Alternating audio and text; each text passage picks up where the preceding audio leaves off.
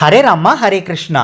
ராமாயணத்துல வால்மீகி யாரு அப்படின்றது தான் இந்த வீடியோல பார்க்க போறோம். வால்மீகியோட உண்மையான பேரு ரத்னகாரதா. வால்மீகி தான் முதல்ல ராமாயணத்தை எழுதுறாரு. அவர் எழுதின ராமாயணத்திலிருந்து தான் இப்போ 300 வகையான ராமாயணங்கள் எழுதப்பட்டிருக்கு. பல பாஷையிலையும் எழுதப்பட்டிருக்கு. ஆனா ஆதி காவியம் ராமாயணம் அப்படின்றது வால்மீகியோட ராமாயணம் தான். வால்மீகி ஒரு திருடன். அவர் வழக்கம் போல ஒரு நாள் திருடிட்டு இருக்கும் போது நாரதர் அந்த பக்கமா வராரு. அப்போ நாரதர் கிட்ட திருட முற்படும் போது நாரதர் என்ன கேட்கிறாருன்னா, என்கிட்ட நீ திருடுறதெல்லாம் சரி, ஆனா எதுக்காக இதெல்லாம் செய்யற அப்படின்னு கேட்கும்போது, வேற எதுக்காகங்க, என் குடும்பத்தை வழி நடத்ததான், என்னோட குடும்பத்தை காப்பாத்ததான் அப்படின்னு சொல்றாரு. இது ஒரு பெரிய பாவம் இல்லையா அப்படின்னு கேட்கும்போது, பாவம் தான், அதுக்கு நான் என்ன பண்றது, என் குடும்பத்தை காப்பாத்துறது என்னோட வேலை அப்படின்னு சொல்றாரு.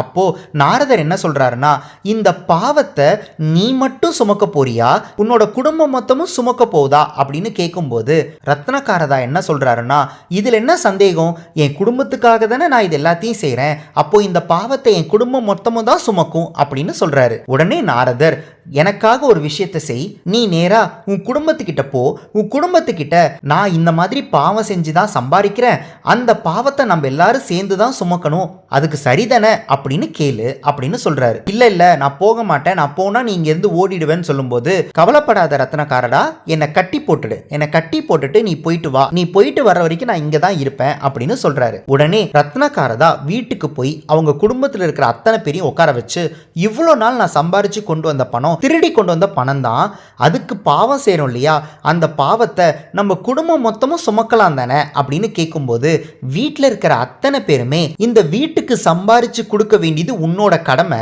அதை நீ பாவம் செஞ்சுதான் சம்பாதிக்கிற அப்படின்னா அந்த பாவம் உனக்கு மட்டும்தான் சேருமே தவிர எங்களுக்கு சேர வாய்ப்பில்லை, நாங்க அதை பகிர்ந்துக்க மாட்டோம் அப்படின்னு சொல்றாங்க. அப்பதான் ரத்னகாரதாக்கு ஒன்று புரியுது, நம்ம செய்யற பாவ புண்ணியம் நம்மள தான் சாரும் அப்படின்றத தெரிஞ்சுக்கிட்டு நேரா வந்து நாரதரோட காலில் விழுந்து, இப்பதான் எனக்கு புரியுது, என்னை காப்பாத்துங்க, எனக்கு ஒரு நல்ல வழி காட்டுங்க அப்படின்னு சொல்றாரு. உடனே நாரதர், நான் உனக்கு நல்ல வழி காட்டுறது கொஞ்சம் கஷ்டம்தான், இருந்தாலும் ஒரு சின்ன முயற்சி எடுத்து பார்க்கலாம், நீ ராமா ராமா ராமான்னு சொல்லு அப்படின்னு சொல்றாரு. உடனே ரத்னகாரதா முயற்சி பண்ணி பார்க்கறாரு.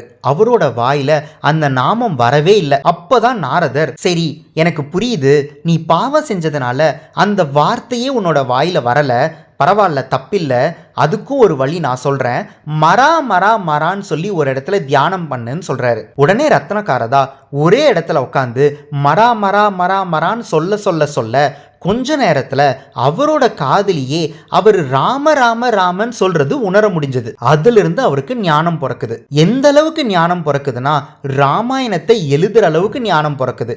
அவருக்கு எப்படி அந்த ஞானம் பிறந்துச்சு, யார் அதுக்கு உதவி பண்ணாங்க அப்படின்னு நீங்க தெரிஞ்சுக்கணும் அப்படின்னா கண்டிப்பா இந்த வீடியோ டிஸ்கிரிப்ஷன்ல இருக்கிற லிங்கை பார்க்க மறந்துடாதீங்க. இந்த ரத்னகாரதா தான் பின்னாடி வால்மீகின்ற பேரை கொண்டு ராமாயணத்தை எழுதி நம்ம எல்லாருக்கும் அருளிருக்காரு. அதனால தான் நம்மளோட இசிஜி கார்ட்ஸ்ல வால்மீகிக்கு பாசிட்டிவ் சிம்பிள். ஹரே ராமா ஹரே கிருஷ்ணா.